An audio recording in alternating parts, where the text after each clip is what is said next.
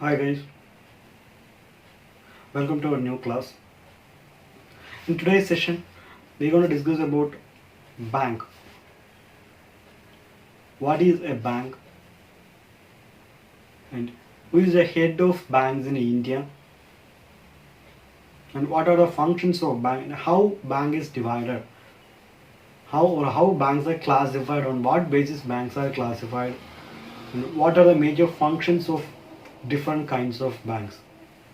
So all together we want to discuss in the session, we want to discuss completely about banks. Every country has a central bank. That bank has the power or authority to control all the banks in the country. Likewise, in India, the central bank of our country is popularly known as Reserve Bank of India, that is RBI. RBI has the power or control, or RBI has the authority agency to control all the banking functions in India or to control all the banks in India. The Central Bank of India was established based on the recommendations of Hilton Young Commission in 1934, and based on that in 1935 Reserve Bank of India Act is passed and our RBI came into existence. Initially, the headquarters of RBI was in Calcutta and later it moved to Mumbai in 1937. The present RBI governor is Shaktikant Das.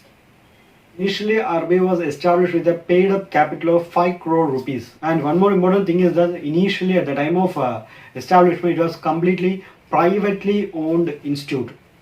Later in 1949, the bank was nationalized and the ownership is completely taken over by Government of India. That is happened in 1949. What is the role of RBI in India? Or what is the role of RBI in controlling banks in India or in Indian banking system? And what are the functions of RBI? Even in the preamble of Reserve Bank of India Act, the role or function of RBI is clearly explained that the RBI is the one who authorized to control or regulate the flow of money, as well as the one who issues fresh currencies and the one who controls all other financial institutions in the country. That is RBI.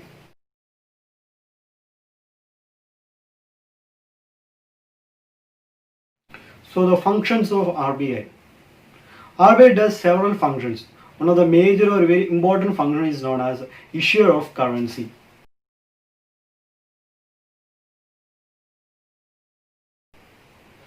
That is, RBI is the only other authority or only agency in India who has the power or authority to issue fresh currencies. Central government or the Indian Parliament are not given any agency or any person to issue the currency except central bank, that is RBI.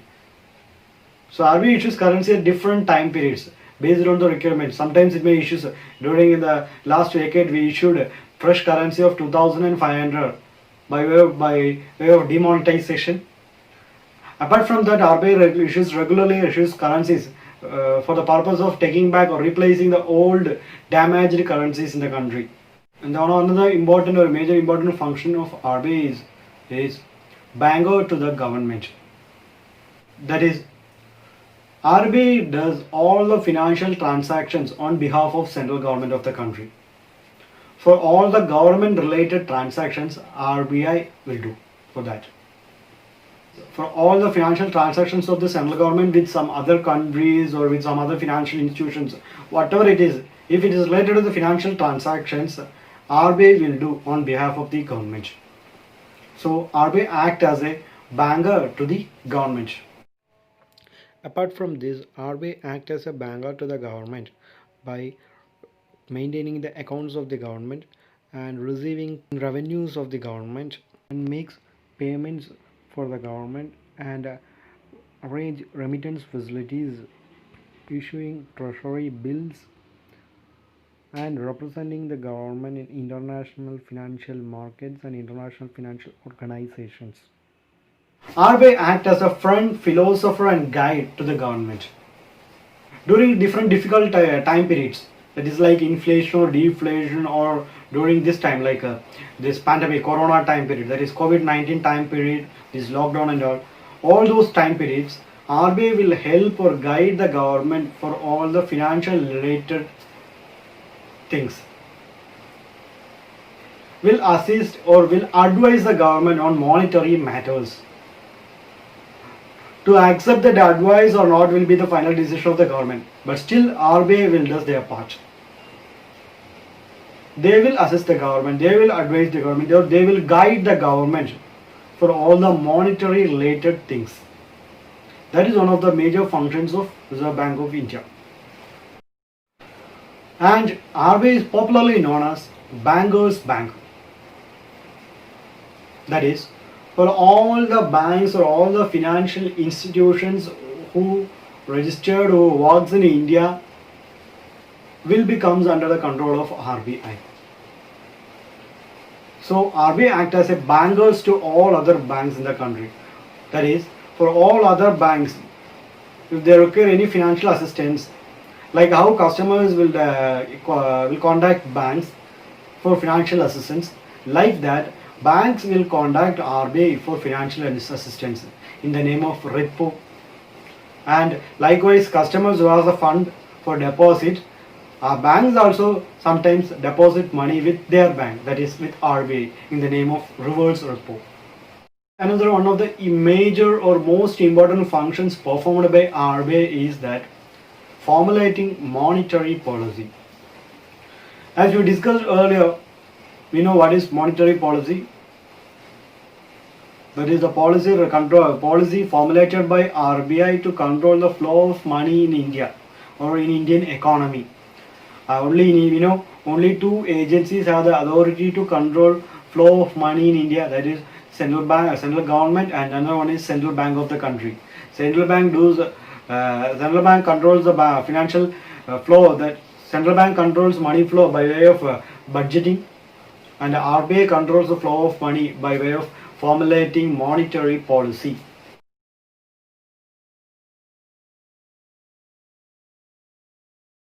The measures taken by RBI to control these price level changes is popularly known as monetary policy.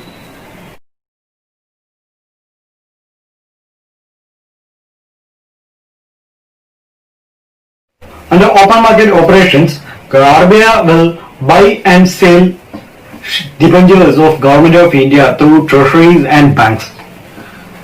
The question arises in our mind is that by way of buy and sell, how the money flow or how the price level changes controls. During inflation, what RBI will do is that they will sell shares or debentures to the public. By way of sale means by way of sale, automatically by giving the share sale certificates to public, government will collect money from the public. That is from the economy. Government will take over the money from the economy. So automatically the flow of money will be reduced. So by way of reducing the flow of money, we can control inflation. And during the deflation, what Government of India through RBI will do is that RBI will, on behalf of Government of India, RBI will purchase all these debentures. Those debentures which will be sold earlier will be purchased by RBI during this time period. Because during deflation, everything will be low or less. There is very less job opportunities, number of job opportunities will be very less, income level will be very less, purchasing power will be very less. So what public requires more money into the economy. What RBI will do is that they will purchase these debentures from the public. By way of purchasing these debentures, RBI will inject more money into the economy. Automatically it will lead to increased job opportunities, increased purchasing power. At the end of the day, it will lead to increased demand for the product also. And the next tool or instrument used by RBI through monetary policy to control these price level changes is known as CRR, Cash Reserve Ratio. Those banks which are registered under RBI, Reserve Bank of India Act and Banking Regulation Act, and those comes under the RBI's rules and regulations, needs to follow certain instructions from RBI strictly. One of them is that this is called CRR, that is Cash Reserve Ratio, that all the banks must keep separately, that is with RBI, a certain percentage of their total deposits as money with RBI. For example, I am saying the CRR rate is 4 right now, then there is an inflation in the economy.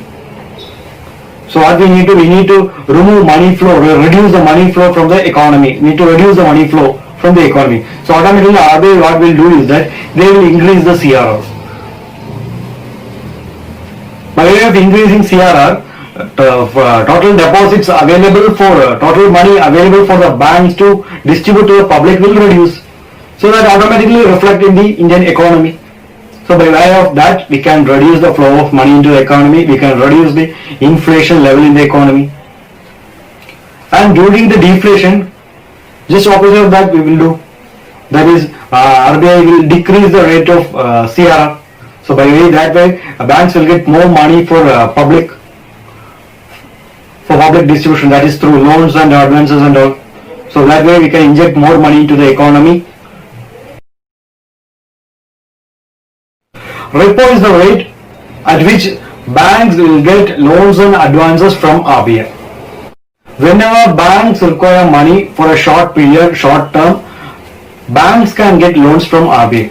RBI's customers are these banks only. Loans taken by banks from RBI, for that, whatever the interest they are paying, that is known as repo. If RBI increases repo rate, means the loans taken by banks will become more costlier. So because of this, banks will compel to fund public with a higher rate. Then only they will be able to recover their investment or their own credit and all. So automatically the loans taken by public will become very costlier or more costlier than earlier. So public will rethink, because in the situation during the inflation time they will rethink whether we need to do more business, we need to expand, whether it's required to expand the business or not because of the higher rate from the banks. So by that way we can reduce the flow of money from the economy. The interest provided by RBI for the deposit given by other banks in the country is known as reverse repo rate. During deflation, what RBI will do is that they will reduce the reverse repo rate. So it will encourage or compel the banks to spend more money with the public. So that way we can inject more money into the public. These are the major or most important weapons used by Reserve Bank of India to control the price level changes, or that is inflation or deflation. And it is popularly known as monetary policy. The important function of RBI is that clearing house functions. RBI sets around 14 clearing houses in different parts of the country to settle all the financial transactions or financial disputes between two different banks or different groups of banks and all. So they act as a clearer between these two issues. They will settle financial issues or financial transactions between two banks or two financial institutions. That is one of the major functions of RBI. So these are the important functions of RBI.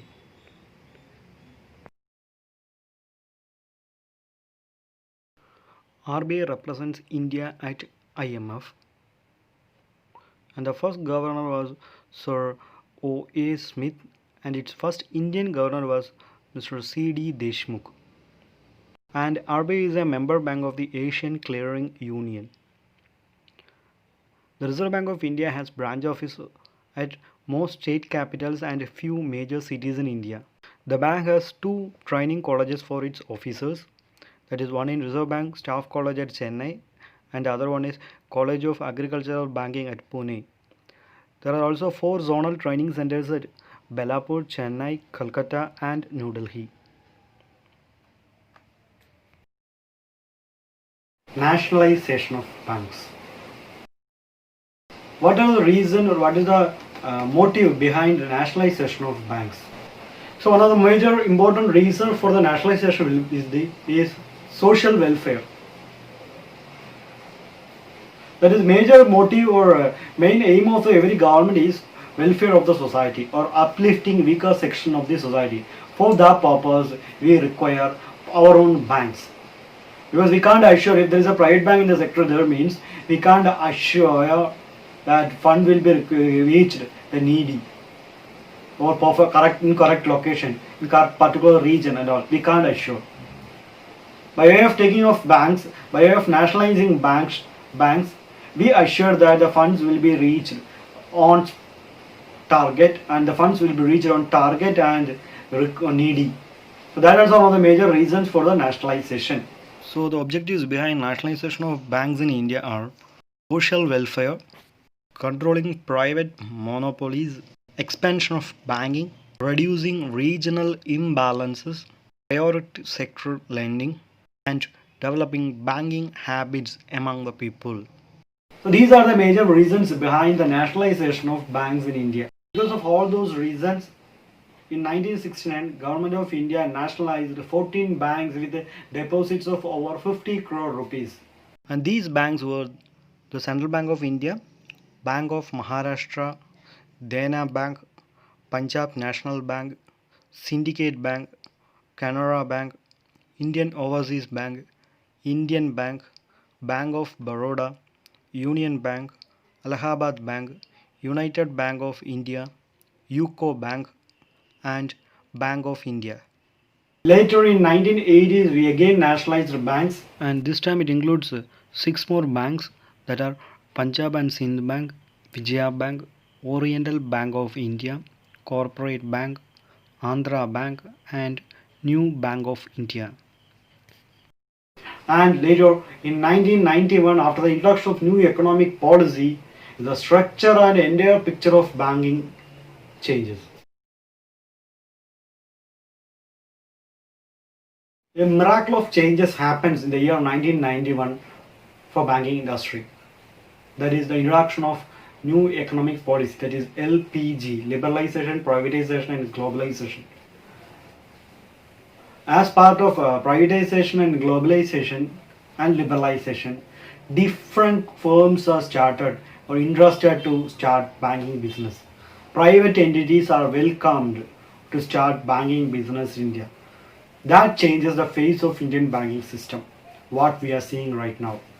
Let us revisit the new economic policy in 1991 once again. One policy which changes the entire economy of India. Actually, what is this new economic policy, or it's also called as LPG? It's not like our liquid petroleum gas. There is liberalization, privatization and globalization. What is all? That till 1991, at the time of 1991, we faced a lot of criticisms regarding our economic policy from India world, or even at least we can say from the World Bank and other financial organizations from international level. So we compelled or we stressed to change the economic policy of the country because of the current situation at that time. So we compelled to create some new policies and try to inject new policies in Indian economy. There it comes, the new economic policy of 1991. Actually, it is the brainchild of two former Prime Ministers of India. One, Mr. Narasimha Rao, and another one is Dr. Manmohan Singh. These are the two persons are behind this new economic policy. So as per the new economic policy, it changes the entire economy into the next level, or it takes Indian economy into another level actually. So what is that new economic policy? Till 1991, we faced a lot of difficulties or restrictions in starting business or doing business or getting a license for business or expanding your business or doing each and everything. That is, for doing regarding a business from A to Z, you will have a lot of restrictions or a lot of hassles you faced. That entire restrictions are all removed from the Indian economy because of the introduction of new economic policy or LPG. So liberalization. The term liberalization liberalizes the Indian economy. That is, liberalizes all the document procedures required for starting a business, even for at least for a small scale business. Because till 1991, for starting business in India or doing business or expanding your business in India, you require a lot of documents, certificates, approval from different organizations or different bodies from the government sector. So it discourages business persons or those who have money, even those who have money are not ready to do business because of all these factors. So the introduction of liberalization removes or reduces all these difficulties, and it encourages business persons to start business. By way of, what is the benefit of starting a business? Is it? Many of them says that for starting a business and all, or encouraging business persons only increase the income of that business person. Actually, is it right? Actually speaking, it is wrong, because by government can't give employment opportunities to each and every person in the country. That is, government can't give government jobs to all the citizens of that country. They can give up to certain level. After that, they increase the business persons by way of doing these kind of policies and all, by way of implementing or introducing these kind of policies. They encourage business persons to start business. By that way, many will get job. Till 1991, that way closed. Once the introduction of new economic policy, that is the term called liberalization, we got a new opportunity, or we opened a new window for job opportunities. Because of that liberalization policy, many started business, many expanded their business, many increases the capacity of the business. Because of the liberalized policies or reduced documents required or reduced number of level of approvals required. So the next factor or next term is privatization. The term privatization means sale or transfer of government assets or properties from public sector to private sector. It has n number of advantages as well as disadvantages also. Before discussing all those factors like advantages and disadvantages, what is the importance of privatization in 1991? Because we know at that time we don't have enough cash in hand, or our reserve level is very less or low. So we have require fund, or we need fund, liquid fund, and we are facing n number of losses from different sectors of our industries. So government thought of selling partially or fully. We can sell partial as well as fully to private sector. By way of that, we can escape from the loss as well as we got some money that can be used for some other purposes. So that is called privatization. One kind of privatization. Another one is that government allows private parties to enter to do business in different sectors. Earlier, that is till 1991, government imposes several restrictions or impose complete prohibition of private enterprises to enter in certain fields. For example, we can say banking sector, insurance sector, because all those sectors, only government contribution is allowed, or only government participation is allowed. No private party is allowed to enter do business in India, even for Indian citizen or foreign citizen, till 1991. Once the introduction of new economic policy, that is privatization, all these restrictions are removed. We have one of the major country, we enjoyed maximum out of this privatization. Because once the privatization allowed in banking sector, many private parties came to picture, and they started their own business in banking and insurance sector. Because of that, now we are enjoying different technically improved services from the banking sector. That's one of the major benefits of privatization, and it increases the competitiveness of the employees as well as the efficiency of the employees. That is because once private firms started to do business with their more developed or up-to-date technologies, automatically government sector is compelled to cope up with that. Otherwise, they will be knocked out from the market. That is one of the major benefits of privatization. Even till now also, even in every year budget, government increases the cap. The term is called cap, that is the percentage. How much percentage a private party can invest in business in India. For certain fields it is allowed up to 100%, for certain fields it is allowed up to 49%, for certain fields it is allowed up to 74%. That cap will be decided by the government of India. So the last and most important factor in the new economic policy is globalization. That is, under globalization, the entire world is considered under one single roof. That is, there is no restriction of any flow of activities. So globalization enables the free flow of 4 M's from one country to another country without any borders or any restrictions. That free 4 M's are men, money, material and machinery. There is no restrictions of these 4 unless there is a local guidelines or local law from that particular country or the government. And this globalization enables or increases the position of India in the entire world, because India is the capacity of 130 crore plus people. So India, the world considers India as one of the biggest market for their products. So every country are compete each other to sell their products to India in Indian markets. Thus that increases the standard of living of Indian people, plus that increases the quality of the product from whatever products we got. Even from local buyers, from our local sellers, compelled to increase their quality of the product because of the heavy competition, because we are getting products from different countries, no. So you need to, every product here producing in India, it must be export level quantity products, because that much quality product we are used to already because of this globalization. So thus, in short, we can say globalization changes the entire world's look in the Indian economy, or India world's perspective against Indian economy, and Indian economy opens to the entire world.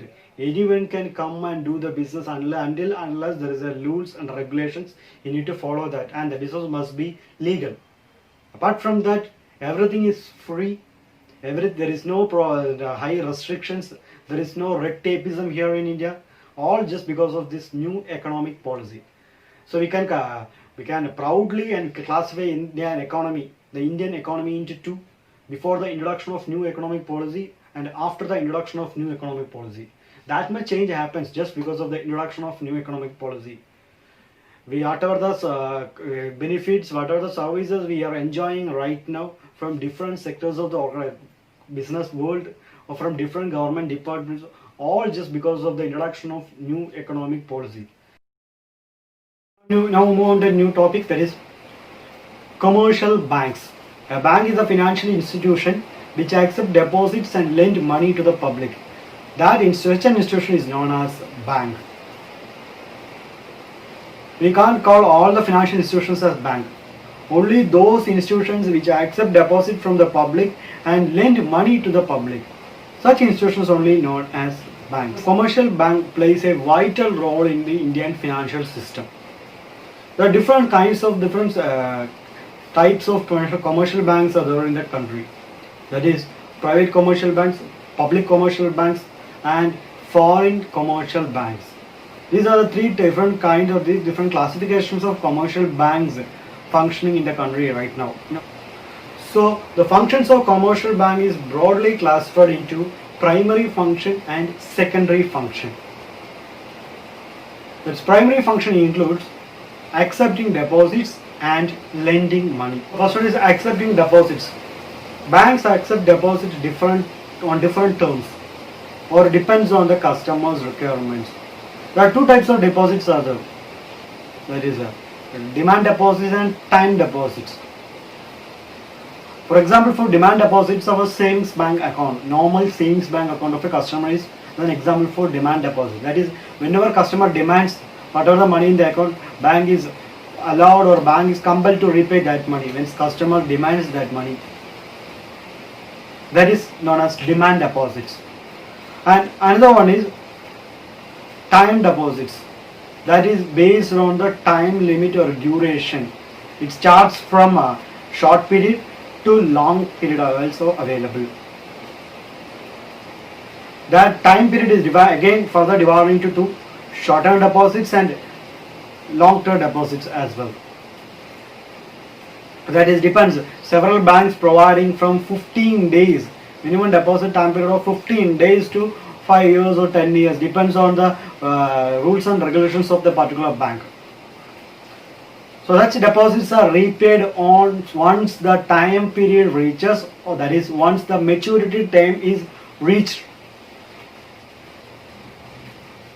That is called time deposits or fixed deposit. It is for a fixed time period, fixed period of time. The money is deposited for a fixed period of time. That is known as time deposit or fixed deposit. So accepting deposit is divided into two types of deposits are accepted by banks, that is demand deposit and time deposits. Demand deposit based on demand, once the customer demands the money is returned, and time deposit is for based on certain particular period of time. Once the time period reaches or once the maturity date reaches, the money will be returned to the customer. And the second function is that lending money, that is advancing. Same, similar to deposit, here it is loans and advances. Banks provide loans and advances to customers on a different time period. It will be for a short period of time and it will be for a long period of time, and different forms of loans are also available. Earlier it was only short term and long term loans. Now we have different classifications of loans are available, like home loan, vehicle loan, gold loan and all. based on your occupation, that is based on your business or based on the job you are doing, different loans are available. And loans nowadays, loans are designed according to the occupation of the customer. That's also for short period as well as for a long period of time also available. Time period depends on the bank's internal policies of that particular bank. So these are the primary functions of a commercial bank. Till 1991, most of the commercial bank does only these primary functions. That is accepting deposits and lending money. As I said in the definition, once in a financial institution which accepts deposits and lend money is known as a bank. So it does the functions. It defines whatever the thing defined in the definition, it does. But once the new economic policy introduced, the arrival of private firms, arrival of private entities to the bank, the entire picture of banking industry changes, or the entire picture of financial system in India changes. So because of that, several other secondary functions are done by bank, or banks are compelled, or banks that does several other functions which is popularly known as secondary functions. The secondary functions are further divided into two, that is agency services and other general utility services. Banks performs these agency functions for their own customers. On behalf of the customer, banks will do certain functions, certain things, that is known as agency functions. And general utility function is for all general public. Those who have not account with that particular bank also can collect these services from the particular bank. There is no issue for that. First, agency for services or agency function is collection and payment on behalf of the customer, like collection and payment of rent, interest, insurance premiums, salary, pension and all. On behalf of the customer, banks will collect and deposit it with the bank customer's account, and on behalf of the customer, bank will collect money from customer, and bank will pay rent, insurance, premium amount and all other expenditures, so different expenditures of the customer. So these are only designated only for the customer of the bank. Another agency function is purchase and sale of securities. That is purchase and sale of shares, debentures and other different bonds for their customer. For that you need to be a customer of that particular bank. So banks will do all these functions as well. That is opening a demat account, that is dematerialized account for trading in shares. Banks will open on behalf of the customer a demat account and will trade on the request of the customer, will sell the shares to the shares of the customer, and will buy the shares of the shares for the customer on behalf of customer, or on the request of the customer, or on demand of the customer. Banks will do. For all those things, banks will take a certain amount of small amount as charge as well. Also act as a trustee and executor on behalf of the customer for their property. That will be done only on the basis of the request or demand from the customer. Then banks act as a trustee or executor for customers' property. Another function including the secondary function is agency function is purchase and sale of foreign exchange. On request of the customer, on demand by the customer, bank will purchase and sell foreign currencies and will deposit and will collect money from the customer based on the request of the customer. And you need to remember one thing, all these functions are performed after 1991, the introduction of new economic policy. Earlier, banks performs only the primary function, that is accepting deposit and lending money. These are all the secondary functions the bank started to perform after the introduction of new economic policy. Because of the introduction of new economic policy, the functions of bank widens, the operations of bank increases, or it expands its operating areas. So because of that, banks does all those functions. Now we move to general utility function. And the general utility function is for all general public. Even if you are not a customer with that particular bank, you can collect and receive that certain services from that bank. That known as general utility services. General utility services include several other functions like other activities like paying of bills like land phone bill and all. Then exchange of currencies, exchange of old currency with the new currency. These are all the functions which are performed by a bank to even to its non-customers as well. Apart from the customers, banks perform certain functions to its non-customers as well. That is known as general utility services. So these are the major functions of a commercial bank. As I said earlier, commercial banks plays a vital role or major role in the Indian financial system. Commercial banks are the pillars of Indian financial system. Commercial banks is further divided into two, that is scheduled commercial banks and non-scheduled commercial banks. Scheduled commercial banks are those banks which is mentioned in the second schedule of the Reserve Bank of India Act 1934, and non-scheduled commercial banks are those banks which is not mentioned in the second schedule of Reserve Bank of India Act 1933. Scheduled commercial banks are followed into Indian banks and foreign banks. Indian banks are those banks which is registered and incorporated in India and it is headquarters in India. And foreign banks are those banks which is registered and incorporated in different country or in their home country and offices in India. Such banks are known as foreign banks. Actually, the foreign banks help us to maintain a good relationship with the other country as well. And further, Indian banks is further divided into two, that is public sector banks and private sector banks. Public sector banks are those banks in which at least 51% of the total holding is owned by central government of India. And private banks are those banks in which for at least 15% of the shares are owned by private persons or private entity or private group. That is known as private banks. SBI is the largest public sector banks in India. And for private sector, we have different examples like ICICI, HDFC, Axis and all. The other set of banks is known as regional rural banks, that is RRB. Regional rural banks are set up based on the recommendations of Narasimham Committee in 1975. The major aim or main motto behind the formation of regional rural bank is funding the local needy agriculture people and those who are in agriculture and allied products. And it is for a particular area of business. It is for a particular region. And they are governed by Regional Rural Bank Act 1976. And Government of India holds 50% of the shares of holding of regional rural banks, and 15% is owned by respective state governments, and the balance 35% is owned by sponsored public sector banks. That is a holding pattern of RRBs, that is regional rural banks. And another set of banks is known as cooperative banks. Cooperative banks are those banks which functions on the basis of no profit, no losses base. That their main aim is welfare, not the profit, and it is for a particular area of the locality or particular region, and it is functioned or performed based on the Act of Cooperative Credit Society Act 1904. So these are the major facts about Indian banking system. And at present, we can't survive without bank.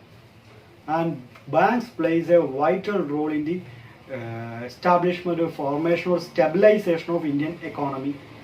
And they act as a pillars of Indian economy. We can't think about a day without bank. That's how the life changes nowadays. That is particularly because of after the introduction of new economic policy 1991 and the arrival of different banks like private banks, foreign banks and all, the Indian banking system becomes something new or something different. In 1921, the three presidency banks, that is Bengal, Bombay and Madras, amalgamated to form Imperial Bank of India. And in 1955, this Imperial Bank was nationalized and named as State Bank of India.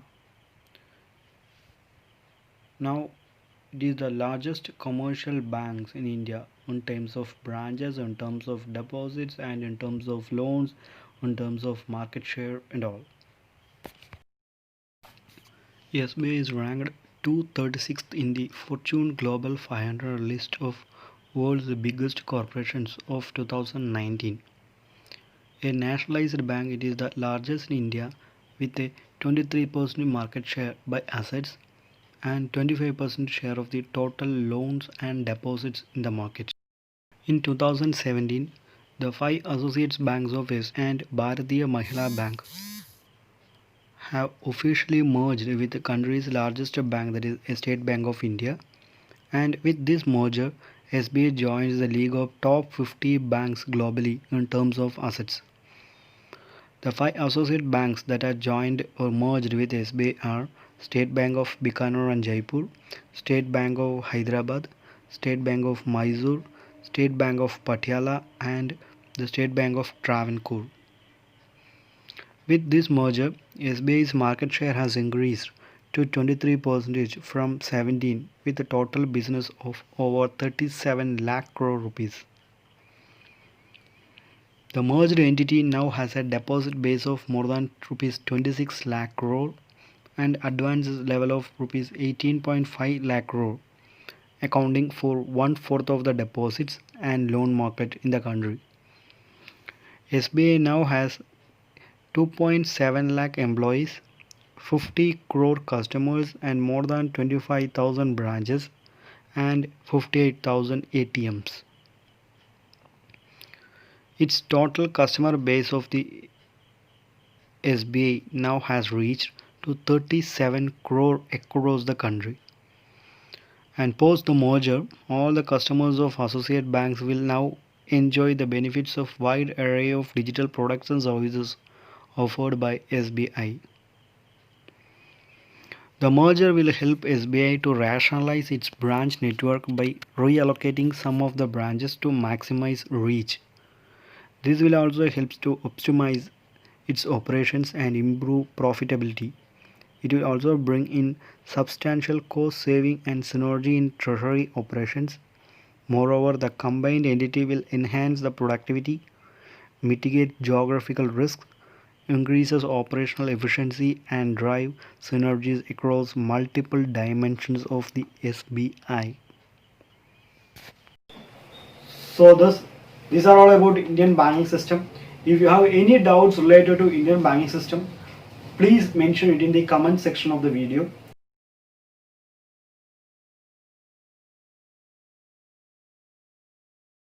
The first case of COVID-19 confirmed on India is on 29th January 2020, that's in Kerala state, Thrissur district. From there on till this May 30th 2020, the number of cases reaches almost 160 plus and the number of deaths is almost 5,000. Anyway, we are trying our maximum or level best to contain this so-called pandemic. Not only India, the entire world is trying to contain this pandemic. Once the corona is over or once we contain corona, what will happen to Indian economy or India or the entire world? That will be a big question mark right now. Most of the economists, most of the experts saying that everything is need to start from zero. So a big question mark is right now is in front of us is that what will happen to our economy or our business or our wealth or our income or our earning capacity after corona or COVID-19. Anyway, we need to live, we need to survive. But how much it is possible with this pandemic? That's a big question mark right now.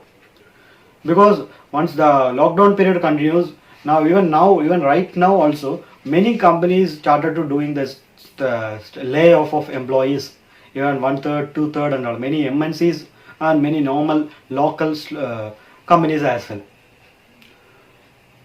So anyhow, India are gonna face one of the huge unemployment rates, that is never seen unemployment rates in the coming months. Those who are went outside for a job and all now started to return to India because of this pandemic. So we need to find out the place for them as well. That's job opportunity for them as well. That means, as the many expert economists saying like that, even we need to start everything from zero right now. Even India economy gonna start from zero. Why I am saying, because this is that before the start of 2020, including Reserve Bank and many foreign institutions, financial institutions, predicts that Indian economy may reach growth of more than 5 to 8% in the financial year of 2020-21. But now, even our own bank, that is our central bank, predicts that we may reach negative growth in the financial year, that is below zero, or growth rate may go down below zero. So that kind of destruction is done by this so-called pandemic. COVID-19 or Corona. Anyway, we need to live, we need to survive. That is the most important thing. So for that, we need to further move on. We need to move further.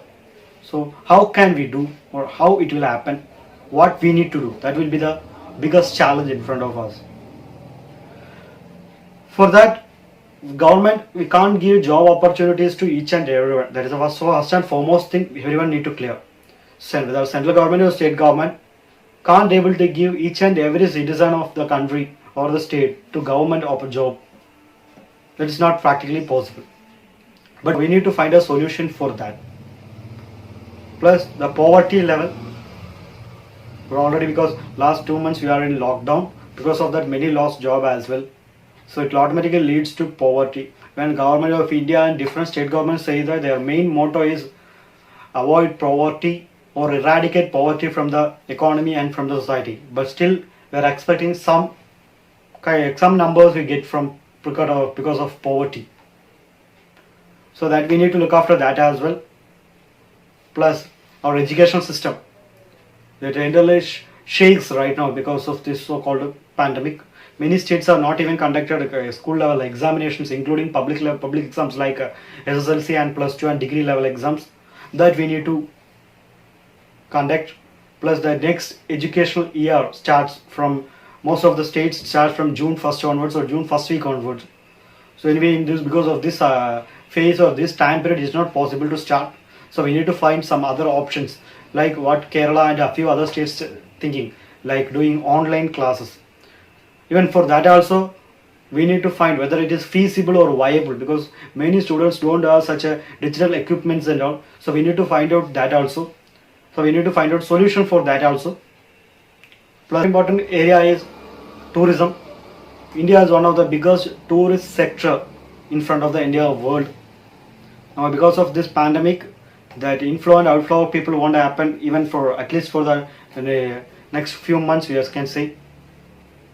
So that we need to find out solution for those who depends on that field.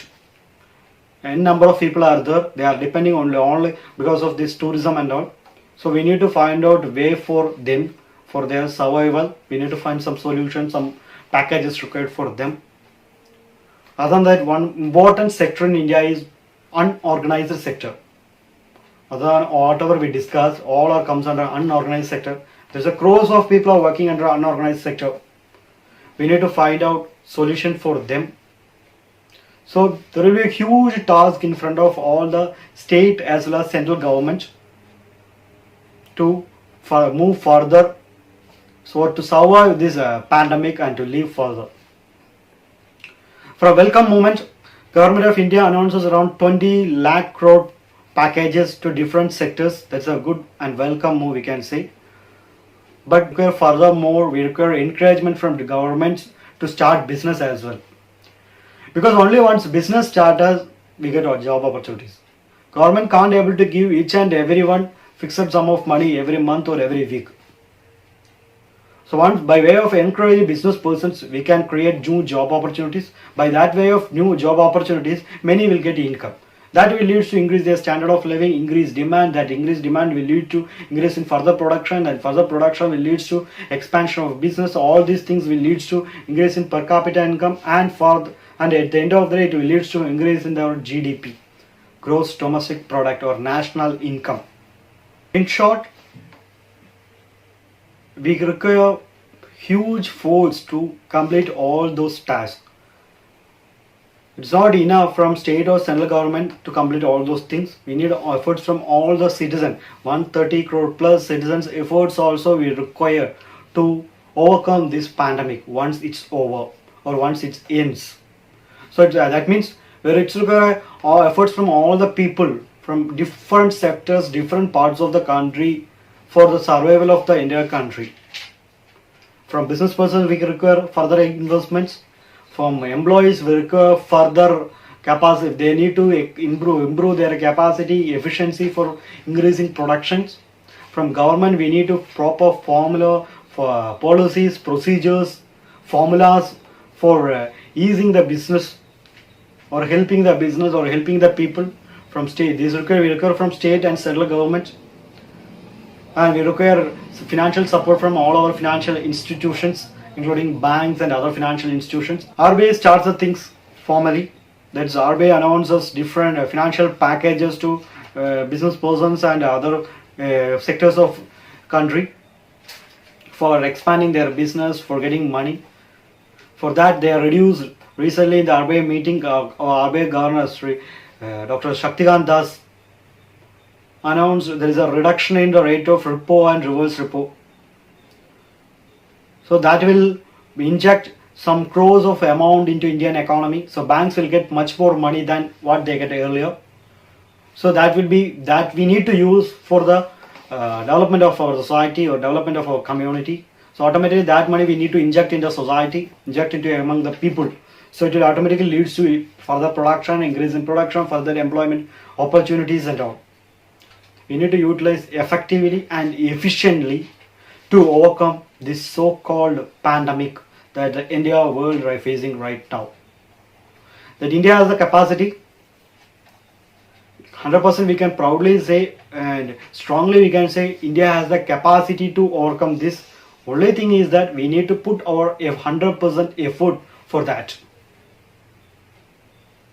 So hopefully we will overcome this pandemic and we will return to our normal life as early as possible, not only physically, even economically as well.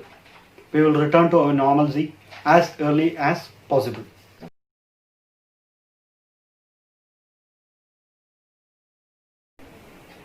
The term inflation, we referred it in many times at different phases of our life, different time period of our economy and all. Actually, what is mean by inflation? Or what will happen if there is an inflation in the economy? And one more thing is that whether inflation is good or bad for the country. I hope once you finish the video, you will get a clear-cut answer about all these questions. Inflation. Term inflation means a general rise in the price level of the commodities. That is, there is a general, if there is a rise in the price level of the commodity, means we can say there will be a inflation in the economy. One important point is that if the price level increases for a particular product for last 2 months or 3 months, means we won't say that there is an inflation. The number of products, because we have n number of products in our market. There is n number of lakhs of crores of products available in the market from different producers, different distributors, different organizations. So it is not easy to calculate the price of all these products or to analyze the changes in price of all these products.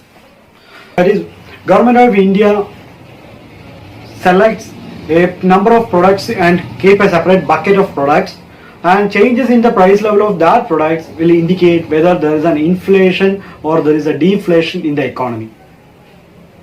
Or based on that changes in that particular bucket product, we will say whether there is an inflation in the economy or not. Or if there is an inflation, means how much percent it will do.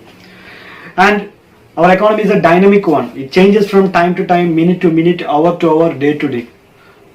So we can't say what is the actual yesterday and what is today. We can't compare. We can't say that will be remain for tomorrow, day after tomorrow and all. So for that purpose, for convenient purpose, Government of India announces inflation rates or changes in price level in every 1 month in a year. That is, every month they announces whether there is an inflation. If there is an inflation, means how much percentage there will be there and all. As I said, inflation means there is an increase in price level, general rise in price level. So what will happen that if the price level increases, means what will happen? At the end of the day, once the price started to increase slowly and steadily, means at the end of the day, automatically it will lead to reduce the demand for that product. At the end of the day, the demand of the product will reduce. Once the demand reduces, means automatically the product sale also reduces. The sale reduces means automatically the producers started to reduce the number of production, number of goods they are producing. So if they are restricting their number of goods production, means automatically it will lead to decrease in number of job opportunities, or they will do termination and all. So once the number of job opportunity reduces, That will automatically lead to decrease in your salary or wages or decrease in your purchasing power, and for the end of the day it will lead to reduction in per capita income and national income. So it affects all the country as a whole. And our question is that whether inflation is good or bad for the economy. There are different types of inflation. There is creeping inflation, walking inflation, jumping inflation and all. That is depends on the percentage from 0 to 2, 2 to 5, 5 to 10 and more than 10 or more than 20 and all. So whether inflation is good or bad. Most of the economists saying that, or experts saying that, a mild inflation is always good for the economy or good for the country. There is a fixed percentage for the term mild inflation. It depends on the country's capacity, country's situation in that time, country's employment opportunities, country's working class power and all. It depends from one country to another. Still what they are saying is that a mild, always a light inflation or slight inflation, a little bit of inflation is always good for the country. But one thing you need to remember that it's always good. Mild or slight inflation is always good, but at the same time there must be a proper or effective government need to be there at the top. Then only it will always be good. Why I am saying is that if the slight inflation is there in the economy and there is no proper government in the country, means the slight inflation automatically leads to slowly to started to increase. Once it moves from our hands, means we can't do anything. It will automatically leads to what I said earlier, like the number of job opportunities will reduce, purchase power reduce and all. Like what happens in African countries. At the end of the day, the currency value will decrease. It will become automatically it will become like a normal paper. The currency paper automatically is equal to normal paper. That kind of situation will happen once if there is no proper government is there means. So that's why a slight inflation is always good, but at the same time there must be an effective proper government. Why I am saying is that there is an effective or proper government is there in the top means once the inflation study will check out of every month. For example, in India, we are taking India means Government of India checks inflation rates every month. Last month is 4%. For example, I am saying last month the inflation rate is 4 and this month is 4.5 and next month is 6 or 7 means automatically Government of India will interfere. They will do something to the economy. They will use their mechanism, tools to reduce or restrict the inflation rates by way of doing different things. For that purpose, we need to have a proper government at the top. Inflation is always good. Slight inflation is always, or mild inflation is always good for the country. It will take our country to next level, or otherwise it will take our country to a competitive level. That is, in the India world, we can say our country is ready to compete with any country in terms of financial capacity or working class capacity. If there is a slight or mild inflation, there means it will automatically it always leads to prosperity. In short, inflation, a general rise in the price level of the commodities. A slight or mild inflation is always good for the country or the economy unless there is a proper or effective government is there in the top. That is the condition. Today we are going to discuss about the measures taken to control inflation or deflation, that is price level changes. There are two agencies who have the authority or who have the power to control or to change policies according to the changing price level in the Indian economy.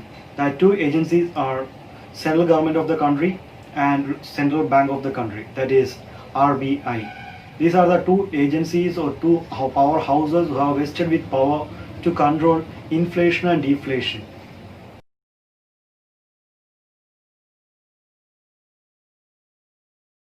Government of India controls price level changes by using different techniques or different methods or different tools. One of the biggest or main important major tool is that budget. We know what is budget. It is the expected expenditure and estimated revenue for the next coming financial year, that is starting from April 1st to coming March 31st. That is called budget. So every year in India, Government of India presents its union budget on first working day of February. So during that time, if there is an inflation in the economy, there is an inflation like a situation is rises in the economy. That is, the goods price of goods and services increases. The change is we can't control. We can't able to control. It's not in our hand at that time. Or if we are expecting it to increases further in the next few months, what government of India will do is that they will use few tools through budget. One of the major important tool is that called tax. You know what is tax? Tax are of two types: direct tax and indirect tax. Government of India, what they will do is that if there is a high price increase in the economy, means government of India what will do is that they will increase the tax rate or tax percentage. Maybe it's for depends on the situation. They will increase direct tax or they will increase indirect tax like GST and all. By way of increasing tax rate, how can we control inflation? For example, I am saying a person is earning rupees 10 lakh per annum. From that he is paying around, I'm just saying imaginary figure, he is paying around 20% as tax amount. For 10 lakh, 20% he is paying. Right. Up to slabs and all, maybe it will be more than 5 lakh, it will be taxable. So for the balance 5 lakh, for 20%, that means around 1 lakh rupees he is paying as tax per year. That is in hand or disposable income after deducting tax is 9 lakh rupees. So he can spend maximum of 9 lakh rupees in the market. That is in the economy for his savings, for his expenditure, for his investment, whatever it is. He can spend maximum of 9 lakh rupees. Government of India suddenly increases tax. That is from 20% to they are increasing it to 30%. I'm saying. For that, above 5 lakh, up to 5 lakh is tax exemption is allowed. So above 5 lakh, that is balance 5 lakhs, they need to make tax of 30%. That means 1,50,000 you need to make as tax payment to the government. That means net amount is available for him for his personal use is that only 8.5 lakh rupees. That is 1.5 lakh rupees you need to pay for as tax. So his personal income net income after deducting tax reduces to 8.5 lakh from 9 lakh. So it means there is a shortage of 50,000. So that shortage happens just because of that. Automatically his purchasing power decreases. He reduces his purchase power because he got only less than what he got earlier. So automatically he demands less products. So once he started to demand less products, means automatically the price for the products started to decline. If it happens for throughout India, means automatically what we are expecting is that the price level automatically will reduce. So by that way also we can reduce price level changes in the economy. This is data set is for inflation, and for deflation just opposite of this we need to do. That is government of India will decrease the tax rate. By that way the citizen will get more amount for spending. So automatically he will spend more because of his more purchasing power. Demand for the product increases. Because of the demand increases, more will get job opportunities. More production means automatically based on his demand the price of the product also started to increase. That is the situation. So it depends on the situation. Government of India uses these tools. Through budget, government also increases and decreases the welfare spendings. That is public spendings. Inflation means already there is a high price increases. So government of India will do is that they will reduce the money supply from the economy. For that, so government of India will reduce public spending. During the deflation time period, government what we need to do is we need to inject more money into the economy. That is already people have less amount with hand. In hand they have very less amount. So we need to inject more money. So for that purpose, government will introduce new activities, new schemes, new public welfare activities, new public expenditures, different forms of new public expenditures government will do. So by that way, automatically people will get more money in the economy. Automatically their spending increases. By their spending increases, automatically production increases. Everything will back to normal. One of the most important tool used by the government of India is that of PDS system. It is public distribution system. Through this, different forms like ration shops and all other forms of organizations owned by government of India, they are selling goods at a reasonable price comparing to market price. So by this way we can control price level changes up to a certain level. measurement taken by Government of India to central government to control price level changes, that is deflation or inflation. If you feel it is worthy, please share it with others as well. Thank you, and please be safe and secure.